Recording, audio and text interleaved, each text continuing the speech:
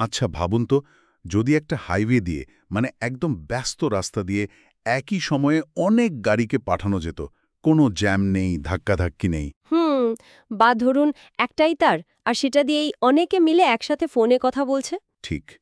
Communication টেকনোলজিতে এই জাদুটা কিভাবে সম্ভব হয়, আজ আমরা সেটাই একটু সহজ করে বোঝার চেষ্টা করব। একদম। আজকের আমাদের আলোচনার বিষয় হলো মাল্টিপ্লেক্সিং, মানে সোজা কথায় বললে কিভাবে একটাই কমিউনিকেশন চ্যানেল বা পথ, ধরুন একটা অপটিক্যাল ফাইবার বা রেডিও ওয়েভ, সেটা ব্যবহার করে একই সাথে অনেকগুলো সিগন্যাল বা তথ্যের স্রোত পাঠানো যায়। বাহ, বেশ ইন্টারেস্টিং লাগছে ব্যাপারটা। তাহলে চলুন শুরু করা যাক।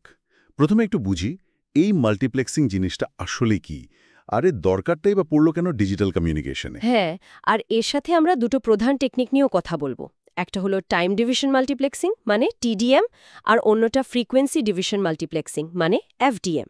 দেখব এগুলো কিভাবে কাজ করে আর চারপাশে কোথায় ব্যবহার হয়, তাই তো? ঠিক তাই। আমাদের লক্ষ্য থাকবে সহজ উদাহরণ দিয়ে পুরো ব্যাপারটা পরিষ্কার করা। আচ্ছা, তাহলে প্রথম প্রশ্ন, মাল্টিপ্লেক্সিংয়ের প্রয়োজনটা ঠিক কোথায়? একটা সিগন্যাল পাঠালেই তো হতো।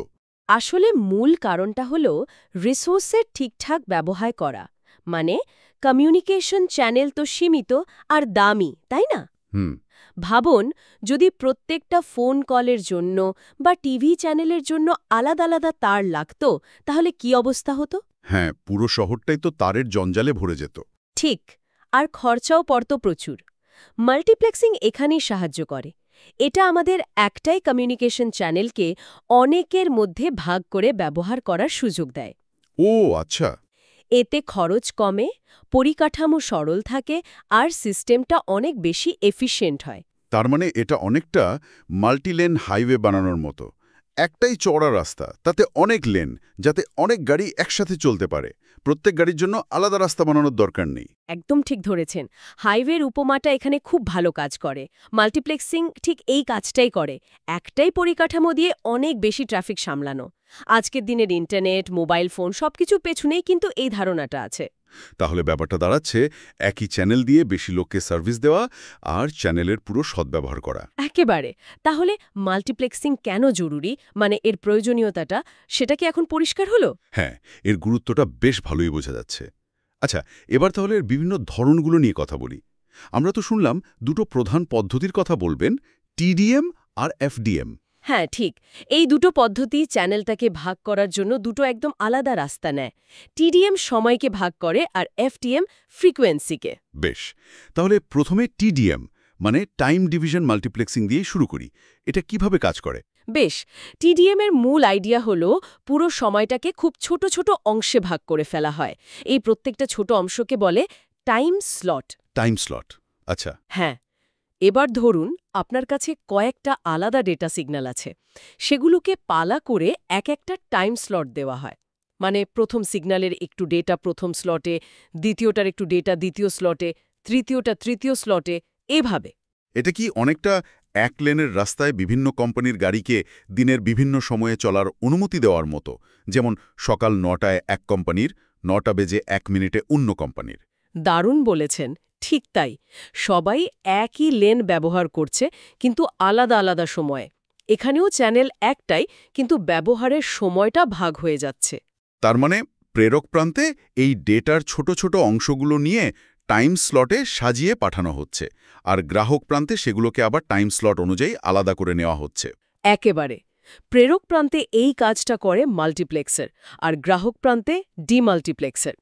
তবে এখানে একটা জিনিস খুব খুব জরুরি। কি সেটা? সেটা হলো সিঙ্ক্রোনাইজেশন, মানে সময়ের নিখুঁত মিল। সিঙ্ক্রোনাইজেশন। টাইমিংটা একেবারে নিখুঁত হতেই হবে। তাহলে টাইম ডিভিশন মাল্টিপ্লেক্সিং কিভাবে সময়কে ব্যবহার করে একাধিক সিগন্যাল পাঠায় সেটা কি বোঝা গেল? আশা করি।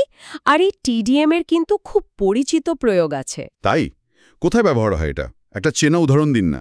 সবচেয়ে ক্লাসিক উদাহরণ হলো পুরনো দিনের টেলিফোন নেটওয়ার্ক, বিশেষ করে যখন ডিজিটাল টেলিফোন সিস্টেম প্রথম এলো, মানে 60-এর দশকে। ও আচ্ছা। তখন ভয়েস সিগন্যালকে ডিজিটালে পাল্টে ফেলার জন্য পালস কোড মডুলেশন বা পিসিএম ব্যবহার করা হতো। আর এই ডিজিটাল পিসিএম সিগন্যালগুলোকে একসাথে পাঠানোর জন্য টিডিএম ব্যবহার করা হতো। তার মানে মানুষের গলার আওয়াজকে আগে পিসিএম দিয়ে ডিজিটাল করা হতো। হ্যাঁ, তারপর সেই অনেকগুলো ডিজিটাল ভয়েস সিগন্যালকে টিডিএম দিয়ে জুড়ে একটাই লাইনে পাঠানো হতো। একদম। এবার তাহলে অন্য পদ্ধতিটার কথায় আসি, ফ্রিকোয়েন্সি ডিভিশন মাল্টিপ্লেক্সিং বা এফটিএম। ঠিক, এফডিএম। এটা কিভাবে কাজ করে আর টিডিএম থেকে আলাদা কোথায়, তাই তো? হ্যাঁ, এটা কিন্তু একদম অন্যরকম একটা অ্যাপ্রোচ। এফডিএমে সময় নয়, ফ্রিকোয়েন্সিকে ভাগ করা হয়। মানে যে টোটাল ফ্রিকোয়েন্সি ব্যান্ডউইথটা আছে চ্যানেলের, সেটাকে অনেকগুলো ছোট ছোট সাব ব্যান্ড বা চ্যানেলে ভাগ করা হয়। ফ্রিকোয়েন্সি ব্যান্ডকে ভাগ করা হয়। হ্যাঁ, আর প্রত্যেকটা ডেটা সিগন্যালকে তার নিজস্ব একটা ফ্রিকোয়েন্সি চ্যানেল দিয়ে দেওয়া হয়। ওহ, এটা কি কিছুটা রেডিও শোনার মতো? যেমন 93.5 FM, 98.3 FM, সব স্টেশন একই সময়ে গান বাজাচ্ছে কিন্তু আলাদা আলাদা ফ্রিকোয়েন্সিতে। আমরা শুধু টিউনার ঘুরিয়ে পছন্দেরটা শুনি। বাহ, চমৎকার তুলনা! একদম তাই। এফডিএম ঠিক এইভাবে কাজ করে। সব সিগন্যাল একই সময়ে একই মিডিয়াম দিয়ে যাচ্ছে, কিন্তু প্রত্যেকে নিজের নিজের ফ্রিকোয়েন্সি লেনে। ফলে কেউ কারো সাথে ধাক্কা খাচ্ছে না। তার মানে এফডিএমে সিগন্যালগুলো একসাথেই যায় কিন্তু আলাদা ফ্রিকোয়েন্সি ব্যবহার করে। আচ্ছা, কিন্তু এটা করে কিভাবে? মানে সিগন্যালগুলোকে নিজের ফ্রিকোয়েন্সি লেনে রাখে কিভাবে, আর রিসিভার প্রান্তে আলাদা করে কিভাবে? আচ্ছা, বলছি।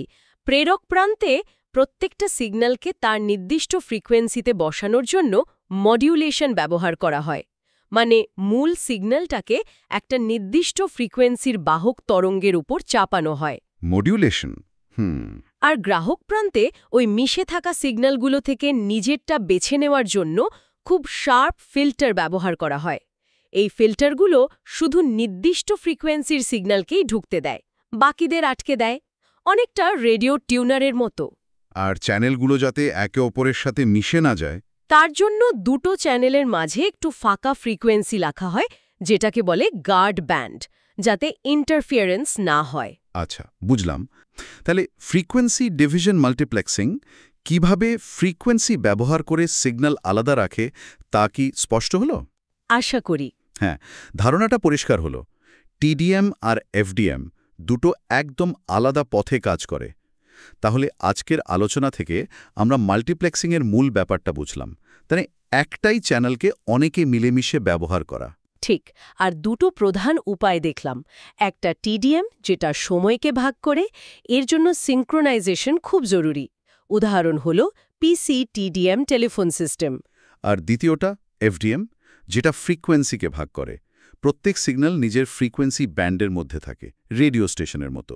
এটা পুরনো অ্যানালগ সিস্টেমে ব্যবহার হতো। একদম। এই দুটোই কমিউনিকেশন ইঞ্জিনিয়ারিংয়ের খুব বেসিক কিন্তু খুব গুরুত্বপূর্ণ কনসেপ্ট। এগুলো দিয়েই আজকের এত অ্যাডভান্সড সিস্টেমের শুরু। সত্যি আজকের আলোচনাটা মাল্টিপ্লেক্সিংয়ের মতো একটা জরুরি বিষয়কে বুঝতে খুব সাহায্য করল। উদাহরণগুলো বিশেষ করে খুব ভালো ছিল। দেখুন, এই মাল্টিপ্লেক্সিংয়ের ধারণাগুলো কিন্তু শুধু পরীক্ষার জন্য নয়, ভবিষ্যতের টেকনোলজি বোঝার জন্য এটা খুব জরুরি। হ্যাঁ, আমরা তো এখন ডেটা যুগে বাস করছি। প্রতি সেকেন্ডে কি বিপুল পরিমাণ ডেটা তৈরি হচ্ছে, চালাচালি হচ্ছে। ভাবুন, 5G, ইন্টারনেট অফ থিংস বা আইওটি, ক্লাউড কম্পিউটিং বা ভবিষ্যতের 6G, এগুলো সবই কিন্তু নির্ভর করবে আরও দক্ষতার সাথে, আরও বেশি ডেটা একই সময়ে পাঠানোর ক্ষমতার ওপর। ঠিক। মাল্টিপ্লেক্সিংয়ের মতো এই মৌলিক জিনিসগুলো জানা থাকলে আমরা বুঝতে পারব এই নতুন প্রযুক্তিগুলো কিভাবে কাজ করছে বা ভবিষ্যতে কিভাবে আরও উন্নত হবে। এই জ্ঞানটাই আমাদের এগিয়ে নিয়ে যাবে। খুব সুন্দর বললেন। আজ আমরা দেখলাম কিভাবে সময় আর ফ্রিকোয়েন্সি ভাগ করে রিসোর্স শেয়ার করা যায়। কিন্তু এখানেই কি শেষ? মানে এমন কি কোনো উপায় হতে পারে যেখানে একই সময়ে একই ফ্রিকোয়েন্সিতে থেকেও একাধিক সিগন্যালকে আলাদা রাখা যায়? হয়তো প্রত্যেকটা সিগন্যালকে একটা নিজস্ব গোপন কোড দিয়ে চেনা যেতে পারে। ঠিক। ভবিষ্যতের কমিউনিকেশন হয়তো সেদিকেও এগোচ্ছে। এটা নিয়ে আরও জানার আগ্রহ হচ্ছে কিন্তু।